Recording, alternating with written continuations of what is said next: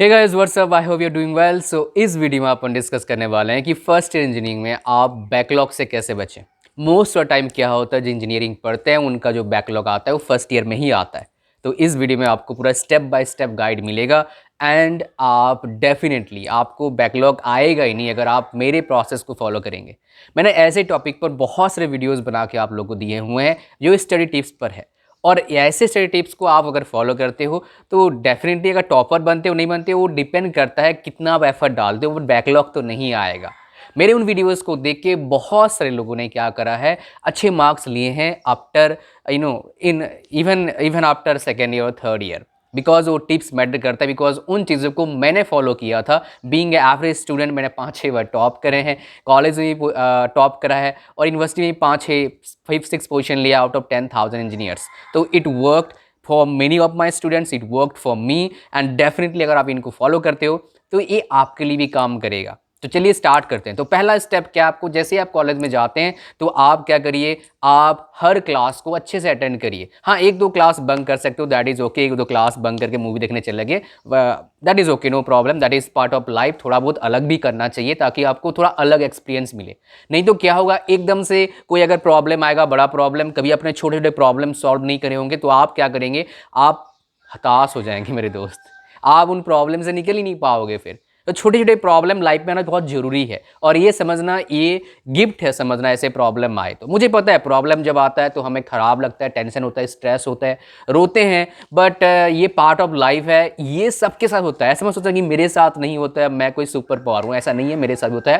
मैंने उनको सॉल्व करता हूँ, ट्राई करता हूँ सॉल्व करने का, और मैक्सिमम टाइम क्या होता है वो सॉल्व हो जाते हैं। तो पहला स्टेप क्या करना है, आपको क्लासेस अच्छे से लगाने हैं, हर क्लास को पहला, और उसी क्लास में क्या करना है, नोट्स बनाना है। कभी ऐसा नहीं करना है, मतलब एक दो बार करियो, बट रेगुलरली क्लासेस लगाइए और जो क्लासेस में पढ़ाया जा रहा है उसका नोट्स बनाइए। किताब आपके पास जरूर होना चाहिए, किताब पे कंजूसी मत करना कि भाई कौन 200 रुपया खर्चा करेगा, बिकॉज ये आपका लाइफ का सवाल है। आप सेकेंड हैंड बुक परचेज कर लो, बट ऑलवेज परचेज बुक्स।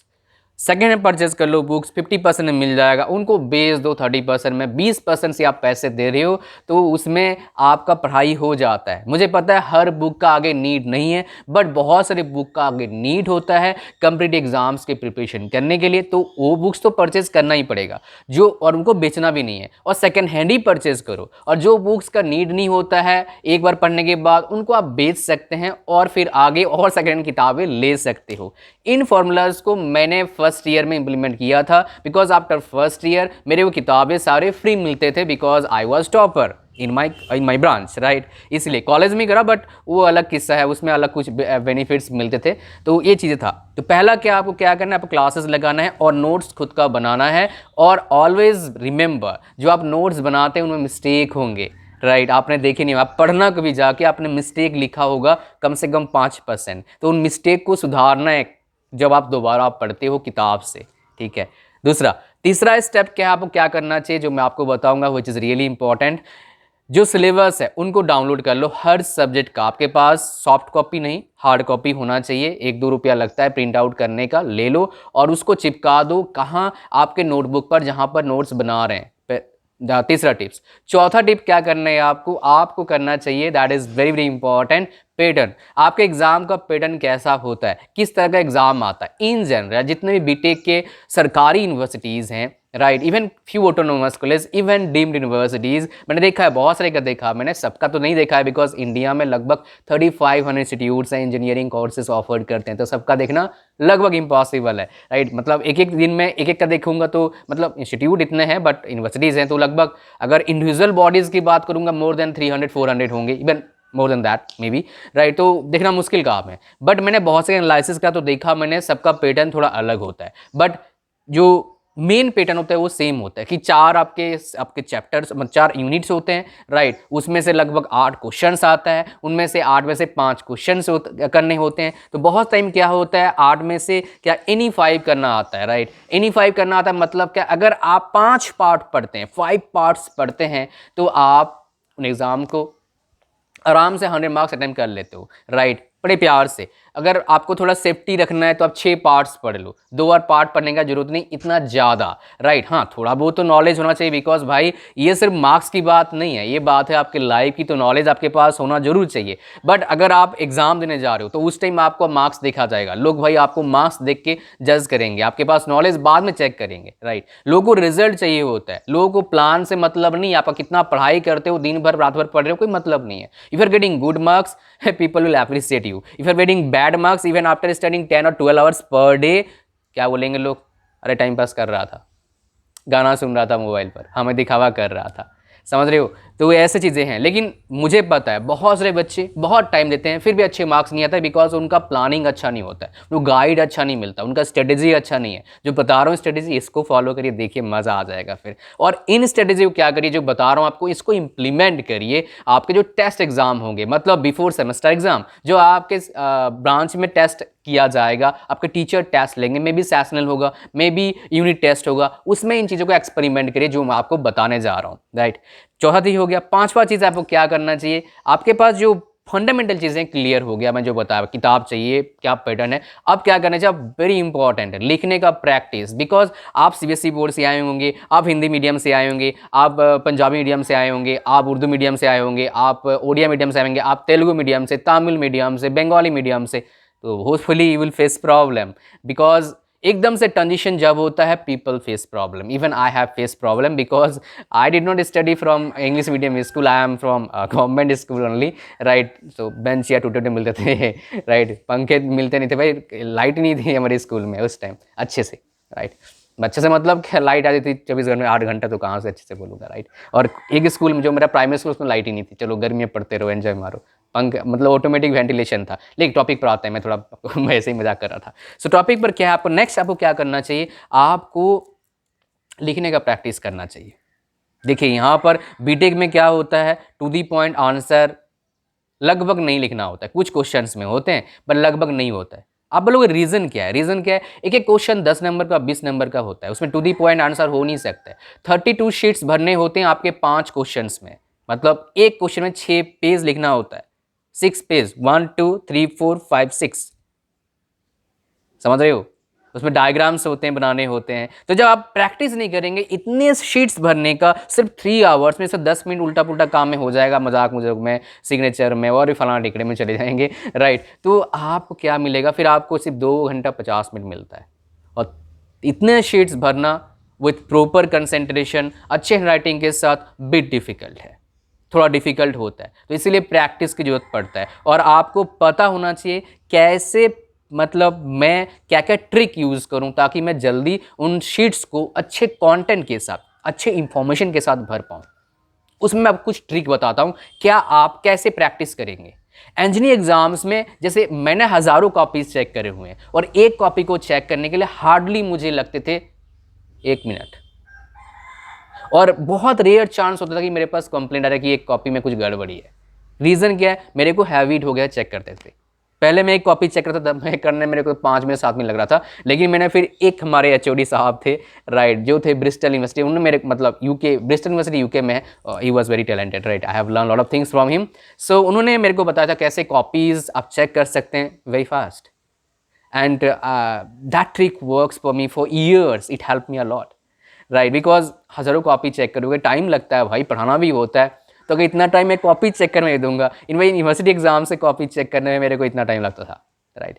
सिर्फ कॉलेज एग्जाम की बात नहीं कर रहा हूँ मैं, उसमें पैसे ही मिलते हैं एक कॉपी का, चलो कोई बात नहीं। नेक्स्ट हम बात करें क्या है, जो लिखने का तरीका है उसमें क्या होना चाहिए। मान लो आपके पास 20 नंबर का क्वेश्चन है, आप कभी भी इस ट्रिक को समझना, कभी भी अगर आपके पास ऐसे है 2 पार्ट है, एक में बोला गया और करके दिया गया है क्वेश्चन कि 20 नंबर क्वेश्चन एक में, दूसरे पार्ट में 10-10 नंबर के हैं, कभी भी अगर आपको दोनों पार्ट आपको आते हैं अच्छे से, तो 20 नंबर क्वेश्चन कभी भी आप मत अटेम्प्ट करिए, उसको अटेम्प्ट नहीं करना है आपको। अटेम्प्ट कौन सा करना है, 10-10 नंबर वाले क्वेश्चन, उसमें मार्क्स ज़्यादा आते हैं एज कम्पेयर टू 20 नंबर वाले क्वेश्चन में, समझ गए। Specially if you are studying from any government university, because वहाँ पर ये ट्रिक बहुत ज़्यादा जोरदार है।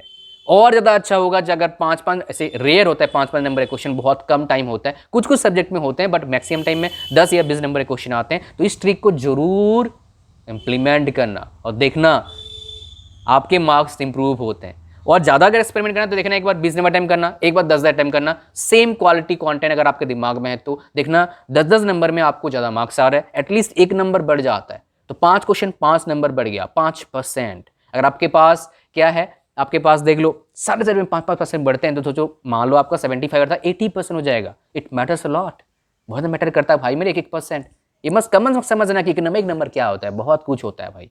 मतलब आधा नंबर के चक्कर में मेरे कई दोस्तों का नौकरी लगा नहीं था, सरकारी नौकरी की बात कर रहा हूँ। और वो झूठ नहीं बोल रहे थे, मैक्सिमम लोग झूठ बोलते हैं कि भाई मेरा 2 नंबर से रह गया। मैक्सिमम लोगों को देखा मैंने, बिकॉज मैं जानता हूँ, मैं टीचिंग फील्ड में हूँ तो मुझे पता है क्या लोग सोचते हैं, राइट। बट वो बंदे का, जो कुछ बंदे हैं मेरे दोस्त जो रहे हैं, उनका मेरे पास डेटा है, मतलब वो मेरे साथ रहे हैं तो वो झूठ नहीं बोल रहे थे, बिकॉज मुझे पता है। उन्होंने बाद में बताया, मैंने खुद पता करा, भाई ये तो तेरे बहुत कम नंबर से रह गया यार, आधे नंबर से। तो बोले क्या करें भाई, क्या कर सकते हैं, बिकॉज उनका खाली अकेले का रहा नहीं होगा, बहुत से लोगों का रहा होगा, राइट। अच्छा, नेक्स्ट हम बात करेंगे विच इज़ रियली इंपॉर्टेंट, इसको आप जरूर समझना मेरे भाई, right. That is what my dear, that is है प्रैक्टिस।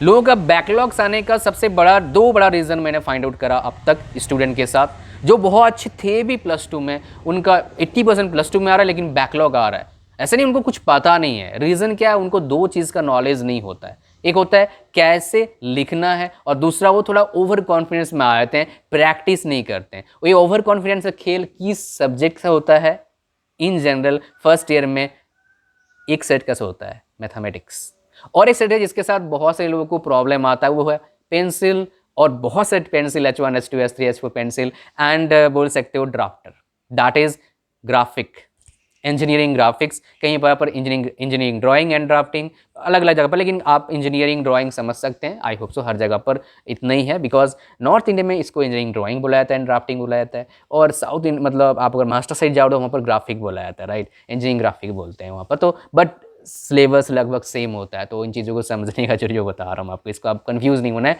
तो इस तरह का सब्जेक्ट जो होता है, इनमें आपको डेडिकेशन के साथ काम करना पड़ता है, बिकॉज आप नए नए जाते हैं तो नए नए आपके पंख निकलते हैं, तो आप उड़ने की कोशिश करते हैं और उस चक्कर में आपके पंख कट जाता है, दैट इज़ व्हाट बैकलॉग आ जाता है। और वो जो बैकलॉग आता है, देखो कोशिश करिए बैकलॉग ना आए, और जो मैं आपको टिप्स बता रहा हूं इसको आप बस 20-30% ही फॉलो करते हो। आई hope you will follow completely, मैं चाहता हूं, बट अगर आप थोड़ा भी फॉलो करते हो ना, मज़ा आ जाएगा, मज़ा आ जाएगा, बता रहा हूँ। आप खुद रियलाइज़ करेंगे भाई मैं तो काफ़ी अच्छा आगे जा रहा हूँ। बट इसको आप ऐसे प्रैक्टिस करो कि आप उसमें परफेक्ट बन जाओ। इन जनरल इंजीनियरिंग स्टूडेंट्स लगभग सारे इसको प्रैक्टिस करते हैं, बट मैक्सिमम लोग कब प्रैक्टिस करते हैं, 3rd ईयर में। इसको मैंने प्रैक्टिस करा था 3rd सेमेस्टर से, and it worked for me. I share this information lakhs of students, because उन वीडियोज़ में 10 लाख 15 लाख मतलब टोटल व्यूज़ 5-6 लाख जा चुका है ऑलरेडी, जो मैंने इससे रिलेटेड वीडियोज़ बनाया है। एक वीडियो में आई थिंक 2.5-3 लाख का व्यूज़ गया है 1-1.5 साल में। तो इंजीनियरिंग स्टूडेंट्स और मतलब डेफिनेटली और ज़्यादा होते हैं, बट लगभग 30% बच्चों ने मेरा वो वीडियो देखा है, और उसमें बहुत से बच्चों ने कमेंट करा कि हमने इन चीज़ों को इम्प्लीमेंट करा एंड उन्हें टॉप करा अपने ब्रांचेस में। तो आप फॉलो करिए मेरे टिप्स को and see the result, what result you are getting after implementing my tips and tricks. And बहुत इंपॉर्टेंट बात क्या होता है, आप अगर टॉप भी करते हो इन टिप्स एंड ट्रिक्स को इम्प्लीमेंट करके, never ever stop searching for new trick. Always remember, जो ट्रिक मैं आपको बता रहा हूँ वो मैंने इम्प्लीमेंट किया था, मेरे को रिजल्ट मिला। क्या पता इससे भी कुछ बेटर चीज़ आप क्या कर सकते हैं, निकाल सकते हैं। पॉसिबल है दोस्त मेरे, बस आपको क्या करना है, थोड़ा सा आपको अपना दिमाग का यूज़ करना है। और जिसके लिए मनुष्य जाने जाते हैं, इसलिए मनुष्य पूरे वर्ल्ड पर क्या कर रहे हैं, कब्जा कर रखा है भाई। बाकी जानवर भटक रहे हैं मनुष्य से, आगे भाई आदमी आगे पेड़ काट के भागो भागो भागो कर रहे हैं। ऐसा नहीं करना चाहिए, बट मैं क्या कर सकता हूँ भाई, मैं इतना पावरफुल नहीं हूँ कि मैं ये सब बंद कर दूँ। But that's okay, that's it for today's video. Thank you very much for watching this video. Like share comment subscribe, और नए हो चैनल पर बोला तो सब्सक्राइब करने के लिए, right. Thank you very much and see you next video, bye bye.